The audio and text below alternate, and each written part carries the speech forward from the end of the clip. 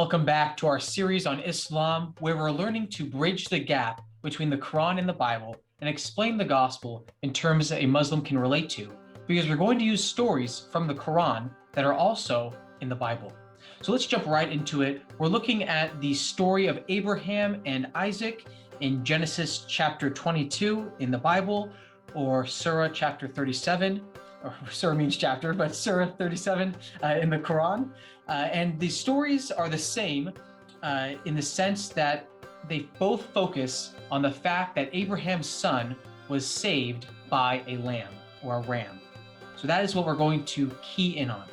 Now, Muslims believe that the son that Abraham was going to sacrifice was Ishmael.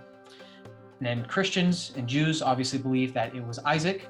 So when we explain this story to Muslims, we don't even mention the names. We dismiss that because that's not the important point. The important point is the sacrifice. So I invite you to refresh your memory if you don't remember the story by go ahead and pause this video and read Genesis chapter 22. It can also be helpful to read the story in the Quran because it differs slightly in Surah or chapter 37. Now, this is an example of how you can explain the story to a Muslim. And remember, this is just a brief version. These videos are really condensing the teachings of Christian Islamic dialogue. It's an excellent ministry I invite you to check out. I put a link to the website below. So if you want some more in-depth training, please visit their website and listen to their teachings. So you can say to a Muslim something like this, Assalamu alaikum, and they'll respond, Wa alaikum assalam.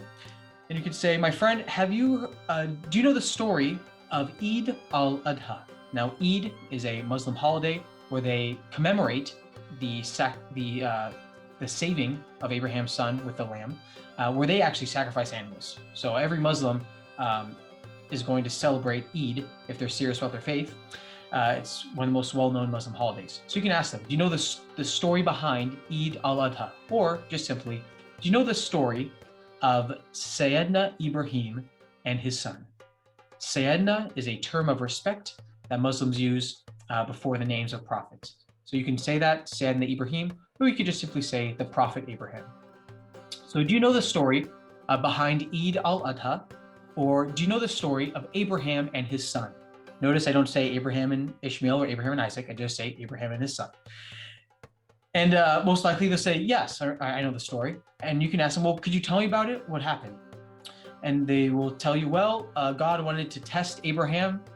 So he asked Abraham to kill his son. Actually, in the Quran, it's a little different. In the Quran, Abraham has a dream of this happening, but similar.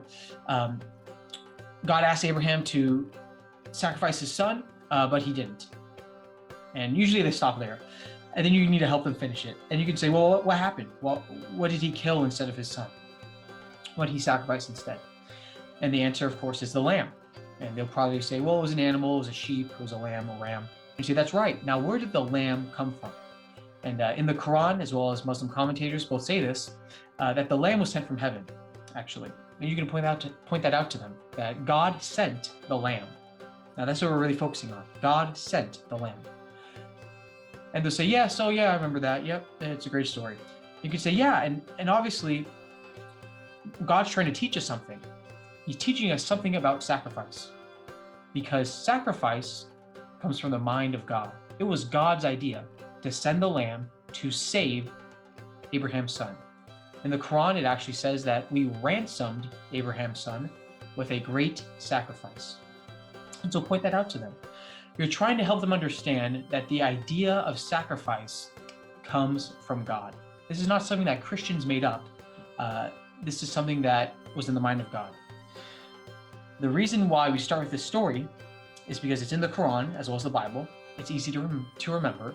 It so obviously points to the Lord Jesus Christ. And we're using it because Muslims don't believe that Jesus died on the cross, but we're trying to help them understand that that's not logical, because God's already shown us that sacrifice, blood sacrifice, is acceptable to him. So this is one of the first steps to bridging the gap. Again, if you want some more resources on this, go ahead and check out the website below. And in future videos, we're going to further develop this and help you share the gospel and show how this all leads to the Lord Jesus. Thanks for watching.